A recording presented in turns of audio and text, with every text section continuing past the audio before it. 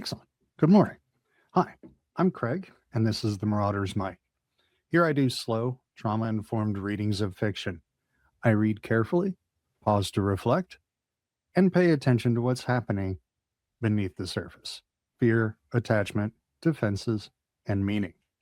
This isn't a recap channel or fandom theory.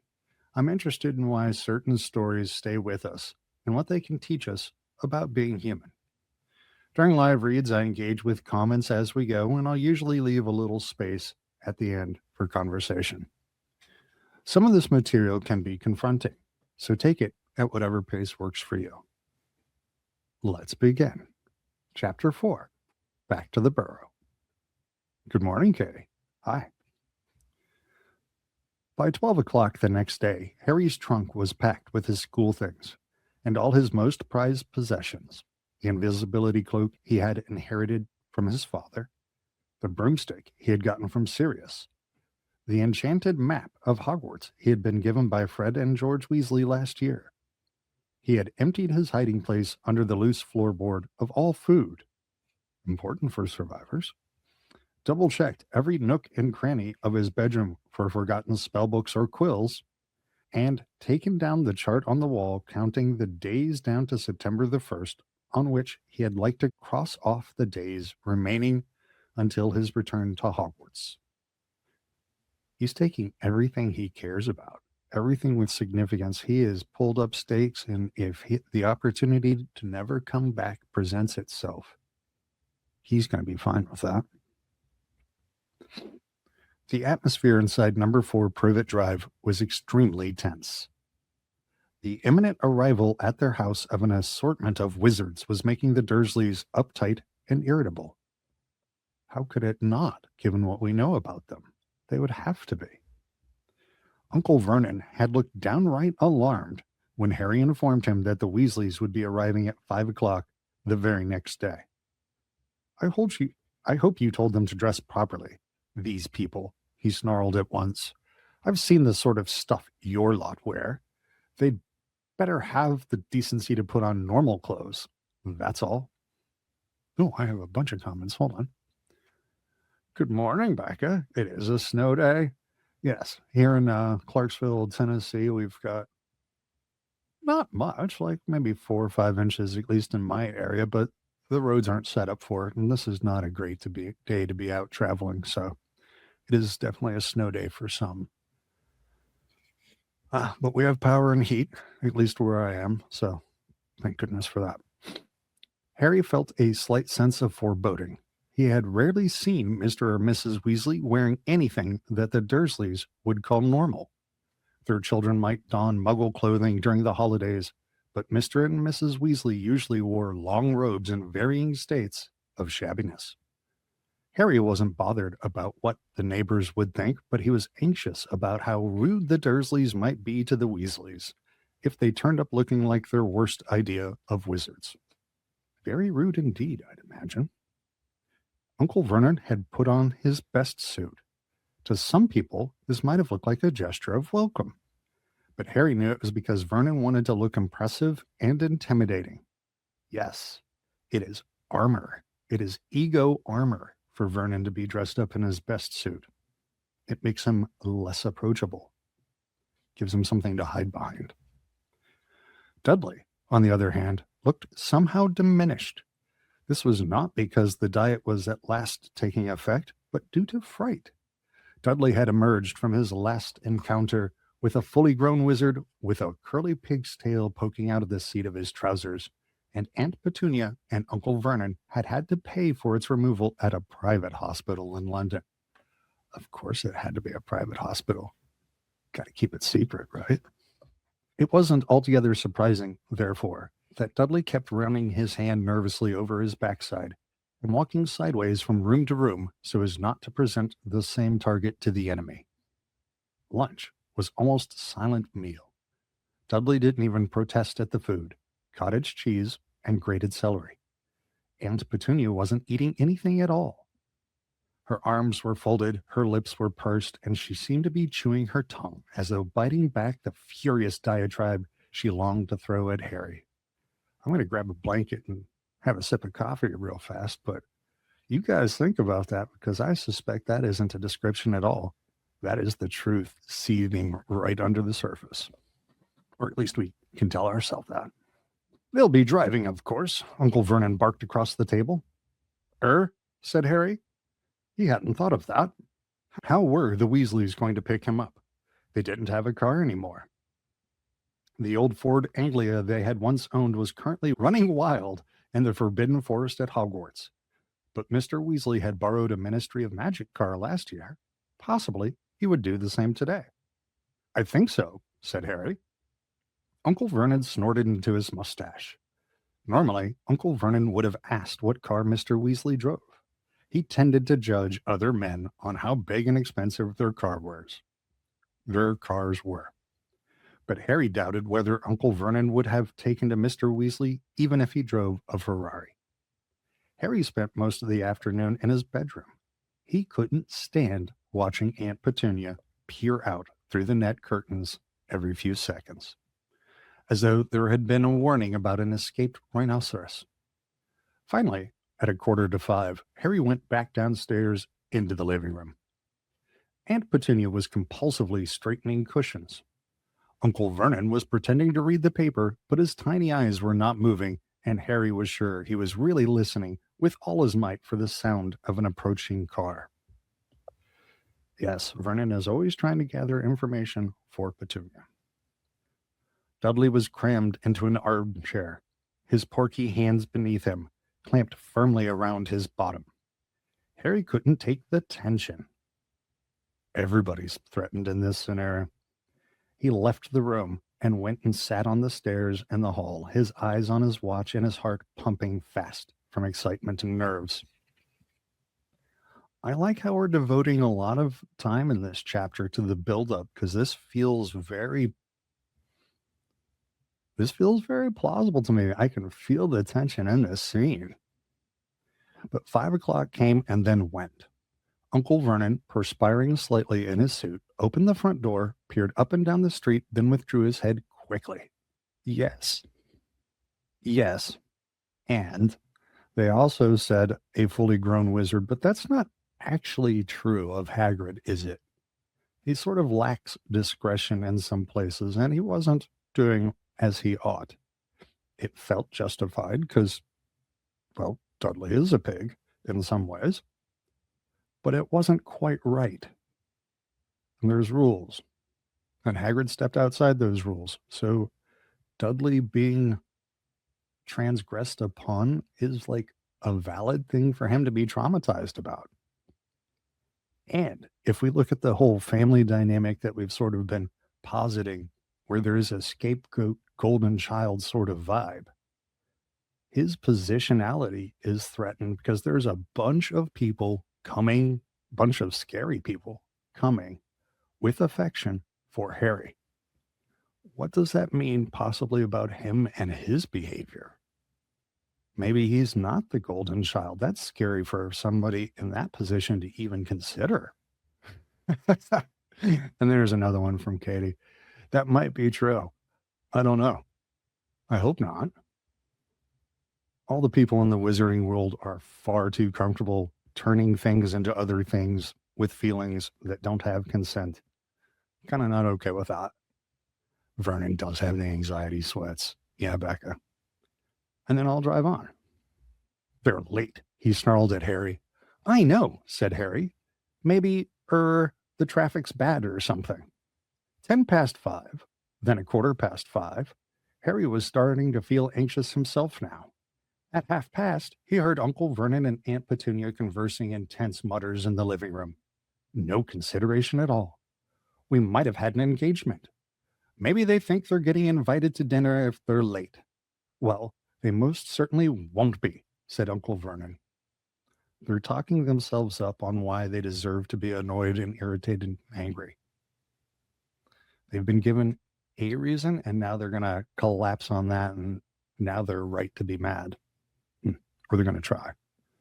Well, they most certainly won't be, said Uncle Vernon, and Harry heard him stand up and start pacing the living room. They'll take the boy and go. There'll be no hanging around. That's if they're coming at all. Probably mistaken the day. I dare say Their kind don't set much store by punctuality. See, now we're moralizing. They're bad people because they're late. They're already othered. Now they're bad. And it's okay to hate them because they're not as good. They don't value punctuality. It's a bit silly, eh? Either that, or they drive some tin-pot car that's broken down. Harry jumped up. From the other side of the living room came the sounds of the three Dursleys scrambling, panic-stricken, across the room. Next moment, Dudley came flying into the hall, looking terrified. "What happened?" said Harry. "What's the matter?" But Dudley didn't seem able to speak. Consider that a somatic symptom. How scared is this kid? Hands still clamped over his buttocks, he waddled as fast as he could into the kitchen. Harry hurried into the living room. Loud bangs and scrapings were coming from behind the Dursleys' boarded-up fireplace, which had a fake coal fire plugged in front of it. "What is that?" gasped Aunt Petunia, who had backed into the wall and was staring, terrified, towards the fire. "What is it, Vernon?" I can't wait to find out either. Let's check the comments. Yeah, Katie, come to mention, I believe you are correct. I assumed he was kidding. I hope so. What is it, Vernon? But they were left in doubt barely a second longer. Voices could be heard from inside the blocked fireplace. Ouch. Fred? No. Go back. Go back. There's been some kind of mistake. Tell George not to. Ouch! George, no, there's no room. Go back quickly and tell Ron. Maybe Harry can hear us, Dad. Maybe he'll be able to let us out. There was a loud hammering of fists on the boards behind the electric fire. Harry, can you hear us? The Dursleys rounded on Harry like a pair of angry wolverines. What is this? Growled Uncle Vernon. What's going on? They tried to get here by flue powder, said Harry, fighting a mad desire to laugh. They can travel by fire. Only you've blocked the fireplace. Hang on. He approached the fireplace and called through the boards. Mr. Weasley, can you hear me? The hammering stopped. Somebody inside the chimney piece said, "Shh." Mr. Weasley, it's Harry. The fireplace has been blocked up. You won't be able to get through there.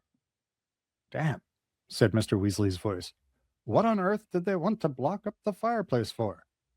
They've got an electric fire, Harry explained. Really? Said Mr. Weasley's voice excitedly. Electric, you say? With a plug? Gracious, I must see that. Let's think. Ouch. Ron? Ron's voice now joined the others. What are we doing here? Has something gone wrong? Flight and freeze from Dudley. Yeah, 100%. Oh no, Ron, said Fred's voice very sarcastically. No, this is exactly where we wanted to end up. Yeah, we're having the time of our lives here, said George. His voice sounded muffled, as though he was squashed against the wall. Boys, said Mr. Weasley vaguely. I'm trying to think what to do. Yes, only way. Stand back, Harry. Harry retreated to the sofa. Uncle Vernon, however, moved forwards. Wait a moment, he bellowed at the fire. What exactly are you going to? Bang! The electric fire shot across the room as the boarded-up fireplace burst outwards, expelling Mr. Weasley, Fred, George, and Ron in a cloud of rubble and loose chippings. Aunt Petunia shrieked and fell backwards over the coffee table. Uncle Vernon caught her before she hit the floor and gaped, speechless, at the Weasleys, all of whom had bright red hair, including Fred and George, who were identical to the last freckle. That's better, panted Mr. Weasley, brushing dust from his long green robes and straightening his glasses. Ah, you must be Harry's aunt and uncle. Tall, thin, and balding. He moved towards Uncle Vernon, his hand outstretched, but Uncle Vernon backed away several paces, dragging Aunt Petunia. Words utterly failed Uncle Vernon. The Dursleys are getting awfully speechless today. The Dursleys are not enjoying this experience at all. His best suit was covered in white dust, which had settled in his hair and mustache and made him look as though he had just aged 30 years. Yes. Sorry about that, Mr. Weasley, said Mr. Weasley, lowering his hand and looking over his shoulder at the blasted fireplace. It's all my fault. It just didn't occur to me that we wouldn't be able to get out at the other end. I had your fireplace connected to the Flu network, you see. Just for an afternoon, so we could get Harry. Muggle fireplaces aren't supposed to be connected, strictly speaking, but I've got a useful contact at the Flu regulation panel, and he fixed it for me. I can put it right in a jiffy, though. Don't worry. I'll light a fire to send the boys back, and then I can repair your fireplace before I disapparate.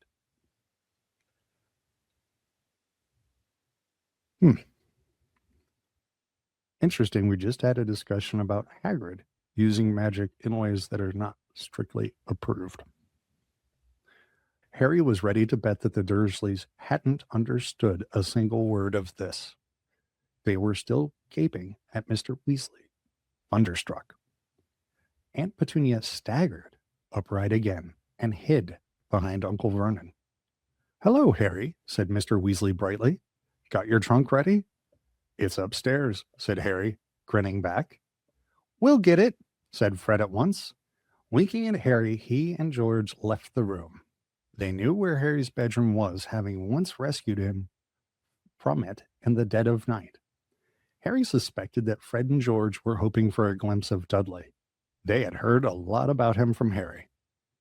Well, said Mr. Weasley, swinging his arms slightly, while he tried to find words to break the very nasty silence. Very nice place you've got here. Check comments. All right, first comment from Katie coming up here. See,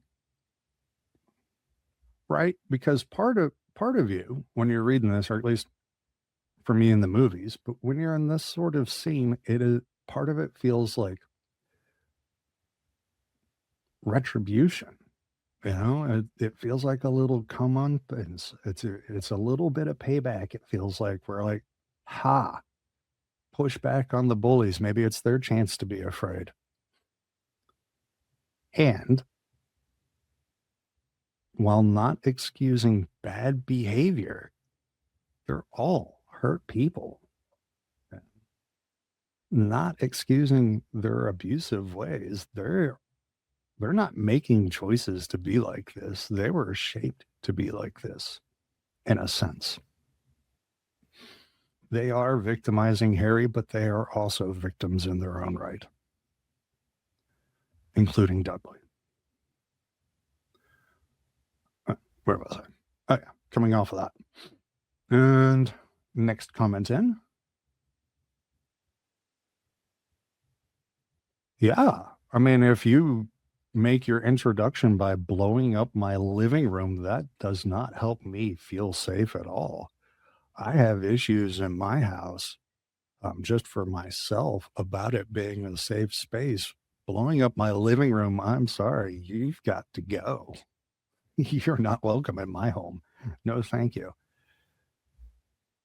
Right? And this isn't a great experience for him either. He's been taught to fear magic, mostly by Petunia, because of the whole Lily thing, and every time he's actually encountered it, it's gone poorly for him. He cannot resist it or hide from it. It's book one. And it turns his perfect son into a half pig that he has to hide. And now he lives in partial fear of his half sister's orphaned son that he has in his house. So, yeah, Vernon has stuff to be afraid of. Doesn't make him fair or right, but his fears are not totally invalid. Very nice place you've got here. As the usual spotless living room was now covered in dust and bits of brick, this remark didn't go down too well with the Dursleys. Uncle Vernon's face purpled once more, and Aunt Petunia started chewing her tongue again. However, they seemed too scared to actually say anything. Mr. Weasley was looking around. He loved everything to do with Muggles. Harry could see him itching to go over and examine the television and the video recorder. They run off electricity, do they? He said knowledgeably. Ah, yes. I can see the plugs. I collect plugs, he added to Uncle Vernon, and batteries. Got a very large collection of batteries. My wife thinks I'm mad, but there you are. Uncle Vernon clearly thought Mr. Weasley was mad too. He moved ever so slightly to the right, screening Aunt Petunia from view as though he thought Mr. Weasley might suddenly run at them and attack. Okay. I don't think Vernon has any tactical or bodyguard training, nor group fight scenario training. But instinctively, or if he had that training, what he did would be a very real, natural response to a very real perceived threat. All right. He is in his lizard brain. Dudley suddenly reappeared in the room. Harry could hear the clunk of his trunk on the stairs. Yes, we'll get to that in a second. And knew that the sounds had scared Dudley out of the kitchen. Dudley edged along the wall, gazing at Mr. Weasley with terrified eyes. If you want to guess why I'm happy about the trunk, go ahead and throw it out there. Dudley edged along the wall, gazing at Mr. Weasley with terrified eyes, and attempted to conceal himself behind his mother and father. Unfortunately, Uncle Vernon's bulk, while sufficient to hide bony Aunt Petunia, was nowhere near enough to conceal Dudley. Ah, this is your cousin, is it, Harry? Said Mr. Weasley, taking another brave stab at making conversation. Yes, said Harry. That's Dudley. He and Ron exchanged glances and then quickly looked away from each other. The temptation to burst out laughing was almost overwhelming. Dudley was still clutching his bottom as though afraid it might fall off. Mr. Weasley, however, seemed genuinely concerned at Dudley's peculiar behavior. Indeed, from the tone of his voice when he next spoke, Harry was quite sure that Mr. Weasley thought Dudley was quite as mad as the Dursleys thought he was, except that Mr. Weasley felt sympathy rather than fear. Having a good holiday, Dudley? He said kindly. Dudley whimpered. Harry saw his hands tighten still harder over his massive backside. He is still holding on to his butt. The dude's hands are still clamped to his butt, and they have been the entire encounter. His brain is turned off. Fred and George came back into the room, carrying Harry's school trunk. Let's talk about the trunk. We'll check comments first. Yeah, absolutely, Becca. Dudley is absolutely terrified, and he has no guide for this situation. He has always been in a position, at least perceptually, of having power or a recourse or an authority that can bring power. And in this situation, there is no one he can appeal to or cry to or beg to. There's no one Dudley can manipulate to make him feel safe in this situation. And he has bad experiences with wizards. No, because Arthur doesn't understand the situation. Contextually, he doesn't understand why these people are flaming on edge, because he doesn't have their trauma. He couldn't be married to Molly and have trauma like these people do. She wouldn't allow it. It is mentioned in every book, and now, symbolically, for the first time in any of the books, the kids don't have to heave their own baggage. They get help. Harry gets help moving his baggage. He is supported. And he didn't even have to ask. That's caring. Symbolic, but it's caring. And I love it. I love that pivot in this story. Fred and George came back into the room carrying Harry's school trunk. They glanced around as they entered and spotted Dudley. Their faces cracked into identical evil grins.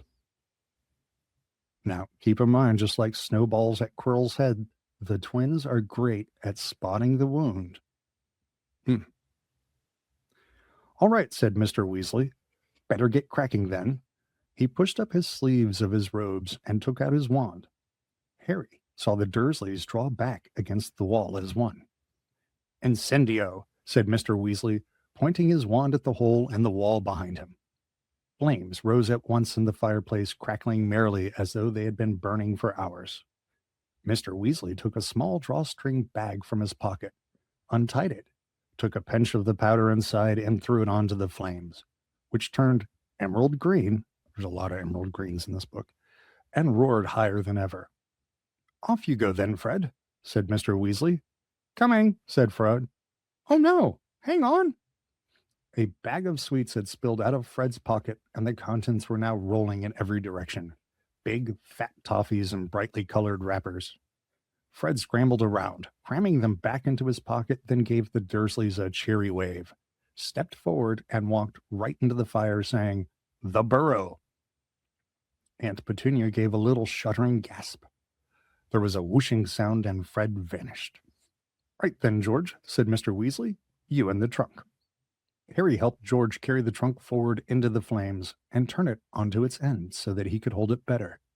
Then, with a second whoosh, George had cried, "The Burrow," and vanished too. Ron, you next, said Mr. Weasley. See you, said Ron brightly to the Dursleys. He grinned broadly at Harry, then stepped into the fire, shouted, "The Burrow," and disappeared. Now Harry and Mr. Weasley alone remained. Well, bye then, Harry said to the Dursleys. They didn't say anything at all. Harry moved towards the fire, but just as he reached the edge of the hearth, Mr. Weasley put out a hand and held him back. What's about to happen is what I think is about to happen. I love the Weasleys just a little bit more. I hope he does this right. He was looking at the Dursleys in amazement. Let me check the comments. And we only have about a page and a half left. Oh, I forgot to take that one down. I'm sorry, guys. Excellent risk assessment. The risk of debris, not low. Excellent point. I wasn't expecting that, but as soon as Fred and George mentioned it, I was like, oh man, I hope it turns out like that, because just as a symbol, that's sweet, and it fits the moment just right. Well, let's get on to this moment with Arthur and see what it holds. Harry said goodbye to you, he said. Didn't you hear him? It doesn't matter, Harry muttered to Mr. Weasley. Honestly, I don't care. Mr. Weasley did not remove his hand from Harry's shoulder. You aren't going to see your nephew till next summer, he said to Uncle Vernon in mild indignation. Surely you're going to say goodbye. Uncle Vernon's face worked furiously. The idea of being taught consideration by a man who had just blasted away half his living room wall seemed to be causing him intense suffering. But Mr. Weasley's wand was still in his hand, and Uncle Vernon's tiny eyes darted to it once before he said very resentfully, Goodbye, then. Vernon's acting like a cornered, trapped animal. See you, said Harry, putting one foot forward into the green flames, which felt pleasantly like warm breath. At that moment, however, a horrible gagging sound erupted behind him, and Aunt Petunia started to scream. Harry wheeled around. Dudley was no longer standing behind his parents. He was kneeling beside the coffee table, and he was gagging and spluttering on a foot-long purple slimy thing that was protruding from his... Fred and George. Nice. And he was gagging and spluttering on a foot-long purple slimy thing that was protruding from his mouth. One bewildered second later, Harry realized that the foot-long thing was Dudley's tongue, and that a brightly colored toffee wrapper lay on the floor before him. Aunt Petunia hurled herself onto the ground beside Dudley, seized the end of his swollen tongue, and attempted to wrench it out of his mouth. Unsurprisingly, Dudley yelled and spluttered worse than ever, trying to fight her off. Uncle Vernon was bellowing and waving his arms around, and Mr. Weasley had to shout to make himself heard. All right, so I'm going to go back to comments. and then we'll enter the final stretch of text, and then we'll do the ending conversation bit. Yeah, I'd agree. That is a great protective father moment. And I think it is Arthur coming to understand the environment that Harry is in a little bit better. Because when he's talking about plugs and stuff, he's not aware of the situation that he's actually in, but now he's starting to understand.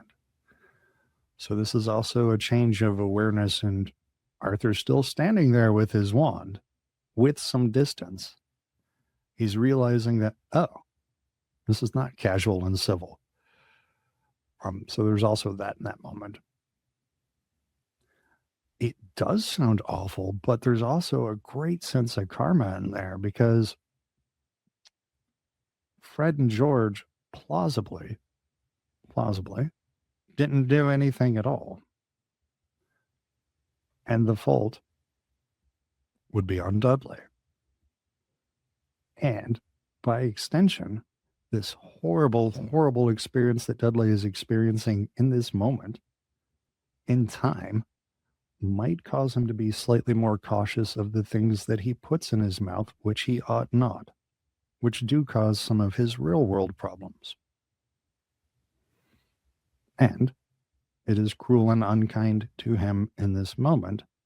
So the parts of us, the readers, that don't like Dudley, we do get a little satisfaction from seeing the bully in pain, I think. So that's a really complicated moment. All right, let's finish up the chapter.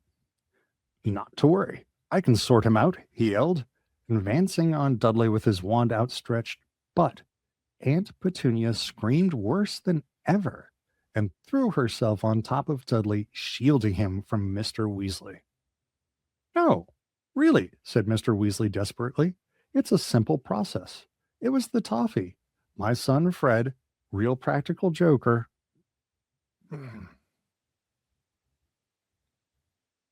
I don't know if he should have said that part. It's a simple process. It was the toffee. My son Fred, real practical joker. But it's only an engorgement charm. At least, I think it is. Please, I can correct it. But far from being reassured, the Dursleys became more panic-stricken. Aunt Petunia was sobbing hysterically, tugging Dudley's tongue as though determined to rip it out. Dudley appeared to be suffocating under the combined pressure of his mother and his tongue, and Uncle Vernon, who had lost control completely, seized a china figure from on top of the sideboard and threw it very hard at Mr. Weasley, who ducked, causing the ornament to shatter in the blasted fireplace. Remember the part we were just talking about where Vernon was about like a cornered animal? Well, now he's done snapped. We'll talk about Petunia here in a minute. Now, really, said Mr. Weasley, angrily, brandishing his wand, I'm trying to help. Bellowing like a wounded hippo, Uncle Vernon snatched up another ornament. Harry, go. Just go, Mr. Weasley shouted, his wand on Uncle Vernon. I'll sort this out. Harry didn't want to miss the fun. But Uncle Vernon's second ornament narrowly missed his left ear, and on balance he thought it best to leave the situation to Mr. Weasley. He stepped into the fire, looking over his shoulder as he said, the Burrow. His last fleeting glimpse of the living room was of Mr. Weasley blasting the third ornament out of Uncle Vernon's hand with his wand. Aunt Petunia screaming and lying on top of Dudley, and Dudley's tongue lolling around like a great slimy python. But the next moment Harry had begun to spin very fast, and the Dursleys' living room was whipped out of sight in a rush of emerald green flames. Thus ends Chapter 4. Let me put the book away and we'll move into wrapping up the show. Thank you. All right. So to wrap up the chapter, essentially this is Harry preparing for and having the leave taking from 4 Privet Drive, hopefully feeling somewhat permanently. And much of the chapter was about exposing the tensions and the family dynamics in this moment inside 4 Privet Drive, and how the Weasleys somewhat respond to the energy of the house, but they don't really understand the situation sufficiently well. Anyways, I think I'd like to close out with the rambles of what Petunia was doing there in the end. But if anybody has anything they'd like to talk about, we'll get into the comments first. It's only an engorgement charm. I mean, even for muggles, engorgement lasting more than 4 hours can be a serious problem, and people should consult their physicians.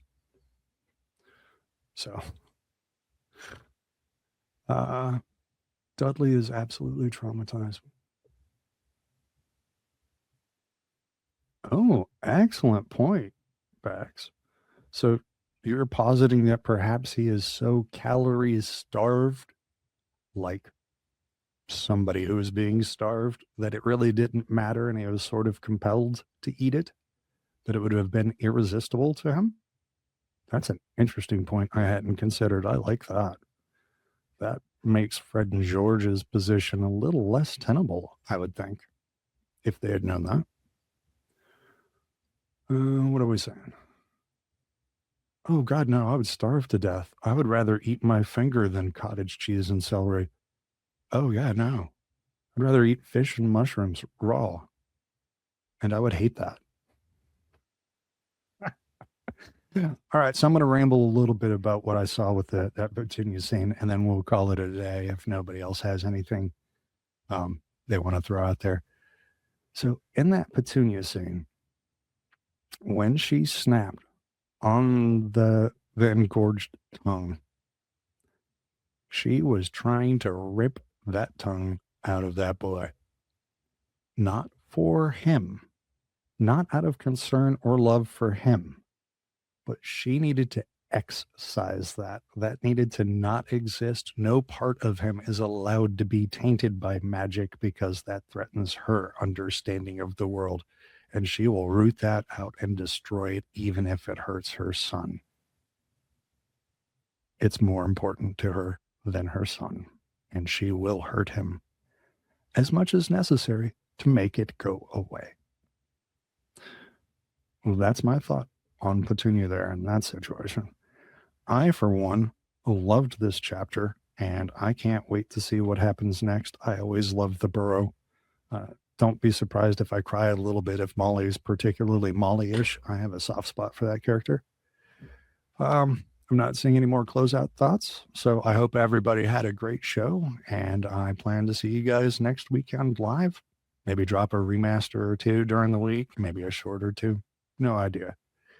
I hope everybody's staying safe and warm. Safe and warm. And I'll talk to you guys later. Have a great day. Bye. Oh, yeah. Oh, she is just bottling up all that rage. Wonder how she expresses it. Or have we already been shown? Bye.